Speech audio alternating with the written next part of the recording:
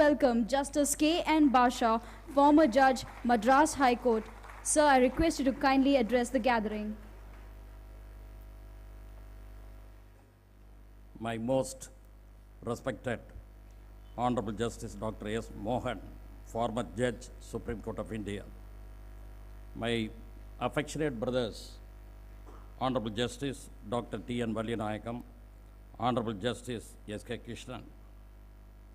The chief guest of this wonderful event, Padma Shri Dr. A. S. Kiran Kumar, Chairman, Indian Space Research Organization, ISRO. Lieutenant General Arun Kumar Sahani, former General Officer Commanding in Chief, Indian Army. Dr. S. Amar Prasad Reddy, Additional Director General, National Cyber Safety and Security Standards, and also founder member Justice Mohan, Children's University. Other dignitaries, the scientists, the experts in the technical field who are assembled here, my most affectionate students, ladies and gentlemen. Really, I deem it a great privilege, pleasure, and pride to stand before this wonderful audience, elite audience, people with wonderful knowledge of science and technology. Here now, this, as far as this present event is concerned, I am really proud that National Cyber Defense Summit 2016, 5th edition, is convened here in a grand scale. I never thought that this auditorium will be full. Really happy to know the anxiety of the youngsters, more particularly when I was entering inside near the auditorium, I'm able to witness and able to see the many number of youngsters waiting for enrolling themselves as delegates. It is a very important and unique event. Our friend Mr. Dr. S. Amar Prasad Reddy has given a very thought-provoking speech by way of not only introduction, he has given the nature of threat faced by our country, not only our country. As far as cyber crime is concerned, my view is it's not only a threat against an individual, not only a threat against institution, not only a threat against companies. It is not only a threat against the society at large, it is a global threat. Recently, I have come across some statistics. How far it is correct, I do not know. Nearly 120 crores of people are using mobile. As far as our country is concerned, several crores of people are using mobile.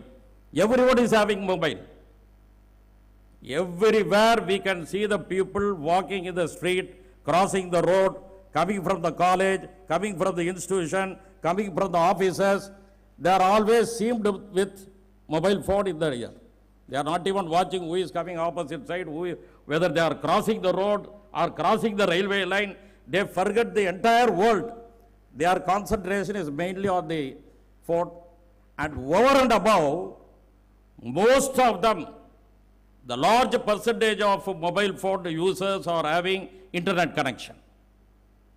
See, this is a wonderful facility, excellent communication. We can contact any people. We can contact our kith and kin who are in abroad, who are in the States, who are residing far away places. But we have the feeling of where they are very near to us. Soon after reaching, they are giving a call, whether it is America or Africa or Russia or whatever may be the places. But the reality is, one of my friend, advocate friend who has specialized in the cyber crimes, used to refer as we are digitally naked. There is absolutely no security, safety at all. The task for such evil is only awareness.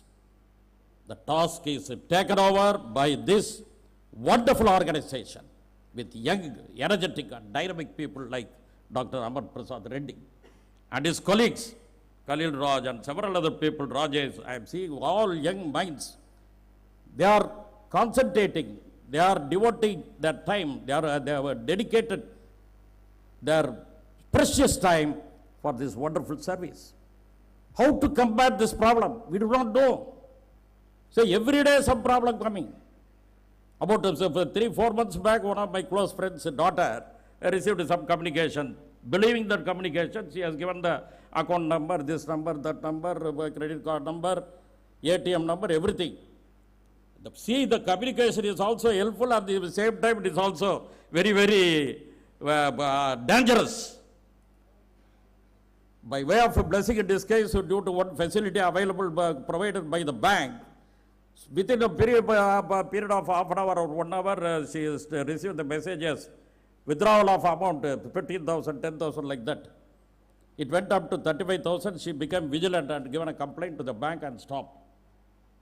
How it happens? How to prevent it?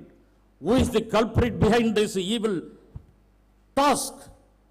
We are not able to detect immediately. That's the problem. Every day in, day out, we are receiving messages. I have received thousands of messages in my mobile phone stating that you won the gift of several thousand dollars, several thousand UK pounds. Today morning, before when I was getting ready, I received a message. I thought it is just about I was hurriedly getting ready to reach here, but as I have been requested by our organizers to reach here by 9:30. As I know, our Dr. Justice Mohan is always punctual. Punctual in the court, punctual in any function. Is known, that is why he has become more popular. Punctual, and he used to render speedy justice on the spot. Such a wonderful name he has earned, our justice. See, today morning the message I have received, some number given, mobile number 9015353118. My name is Sister Evelyn. I have $6.5 million to transfer to you, transferring to me in charity name in your country, India, to help poor ones. Contact me here. Then a number, email number is given. If I give the email number, if I contact this number, so far I have not tested, I have not ventured such a risky factor. I told our friends also during their last event, one event they were organized at Bangalore. What is this message? How to believe? Several youngsters have been induced, tempted to part with their hard-earned money. In one of the matter, one young school student was defrauded. He has borrowed money from his grandfather very affectionate to his grandson, giving, yes, Papa, you mentioned my account number, take it. At last, some lakhs disappeared within fraction of a minute. See the technological development. How to prevent, how to create awareness. Is there, I am very frankly asking the questions to the experts. Till date, I am told there is no foolproof method to detect first, and we are still in the period of finding out ways and means. We have to research. We have to invent and innovate with the help of scientists, with the help of technocrats, with the help of cybercrime experts. How to detect first of all, then how to prevent the second. What is this evil? A global threat. There is no safety for security of the country, leave alone the individual person. Where is the safety for individual? Where is the safety for the companies who have invested hard-earned money? Where is the safety and security for their technical know-how? Every now and then it has been interfered, hacked.